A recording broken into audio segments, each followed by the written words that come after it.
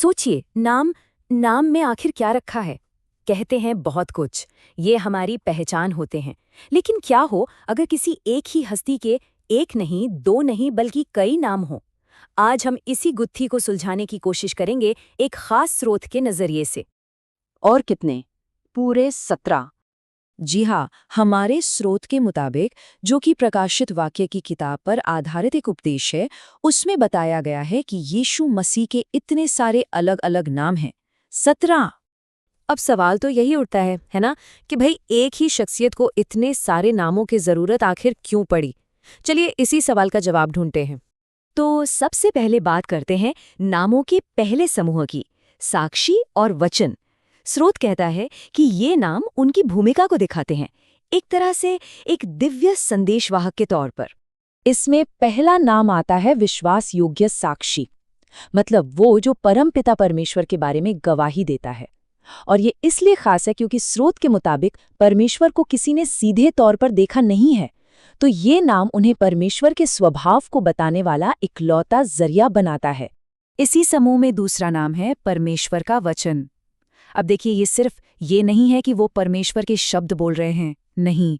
स्रोत के अनुसार वो खुद परमेश्वर की शक्ति, उनके ज्ञान और उनकी जीवन देने वाली ताकत का जीता जागता स्वरूप है। मतलब वो सिर्फ वचन नहीं सुना रहे, वो खुद ही वो वचन हैं। ठीक है, अब आते हैं दूसरे समूह पर, मेमना और चरवाहा। ये वो नाम है जो हमारे स्रोत के अनुसार सीधे सीधे कलीसिया यानी चर्च और उनके मानने वालों से जुड़े हुए हैं। और जानते हैं इनमें से मेमना नाम कितनी बार इस्तेमाल हुआ है? एक दो बार नहीं, पूरे 37 बार। स्रोत कहता है कि ये दिखाता है कि कलीसिया के लिए ये नाम कितना ज्यादा महत्वपूर्ण है। तो कलीसिया के लिए वो मेमना है। ये नाम बलिदान से मिलने वाले मुक्ति और एक तरह की कोमलता को दिखाता है। और इस भूमिका का वजन कितना है, वो स्रोत में दिए गए इस एक वाक्य से साफ हो जाता है। ये पूरी कहानी के केंद्र में मेमना को रखता है। अगला नाम है मरे हो में से पहलौठा। यह नाम असल में मौत पर जीत का ऐलान है। ये एक नए तरह के जीवन की शुरुआत का प्रतीक है, एक ऐसा जीवन जो कभी खत्म नहीं होगा, और मानने वालों के लिए ये एक वायदे की तरह है। और अब देखिए, यहीं पर बात बहुत दिलचस्प हो जाती है। एक तरफ है मेमना जो कलीसिया के लिए है, एक विनम्र मुक्तिदाता, और दूसरी तरफ है सिंह जो इज़राइल के लिए है, एक विजयी विजेता। बिल्कुल अलग है ना? और यही हमारे स्रोत का सबसे बड़ा पॉइंट है कि अलग अलग लोगों के लिए और अलग अलग मकसद के लिए बिल्कुल अलग नामों का इस्तेमाल हुआ है। तो चलिए इसी सिंह वाली बात को आगे बढ़ाते हैं और आते हैं उन नामों पर जो ताकत और अधिकार से जुड़े हैं। उपदेश के मुताबिक ये नाम खास तौर पर इज़राइल राष्ट्र के साथ उनके रिश्ते को दिखाते हैं। जैसे कि यहूदा के गोत्र का वह सिंह, ये नाम शक्ति और जीत को दिखाता है। स्रोत कहता है कि ये वो रूप है जो महाकलेश के समय इज़राइल की तरफ से लड़ेगा।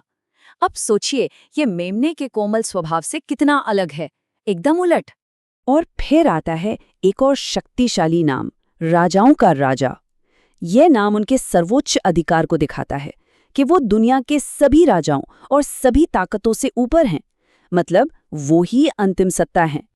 अब हम आते हैं नामों के आखिरी समूह पर। ये नाम समय से परे हैं, उनके शाश्वत और दिव्य स्वरूप के बारे में बताते हैं। ये नाम हमें बताते हैं कि वो समय के बंधन से आज़ाद हैं, वो ही आदि हैं और वो ही अंत भी।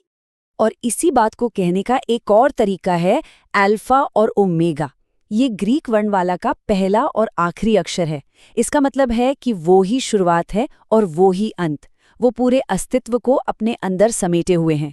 और यहाँ एक और मज़ेदार बात है। स्रोत के मुताबिक ये ग्रीक शब्द गैर यहूदी लोगों के लिए इस्तेमाल हुए हैं, जबकि कुछ दूसरे शब्द खास तौर पर इब्रानी लोगों के लिए हैं। एक और उपाधि है परमेश्वर का पुत्र। स्रोत के अनुसार ये उपाधि उन्हें पुनर्जीवित होने के बाद मिली। ये इस बात का प्रतीक है कि वो अब एक अमर हस्ती हैं जो दोबारा कभी नहीं मर सकते। तो इस संदर्भ में ये उपाधि सीधे सीधे उस शाश्वत जीवन से जुड़ी है जो उन्हें परमेश्वर से मिला। तो इन सब नामों को समझने के बाद हम आखिर किस नतीजे पर पहुंचते हैं? देखिए, पूरी बात का सार ये है, जैसा कि स्रोत बताता है, हर नाम का एक खास मकसद है और वो एक खास समूह के लिए है। कलीसिया के लिए वो एक कोमल मुक्तिदाता यानी मेमना है।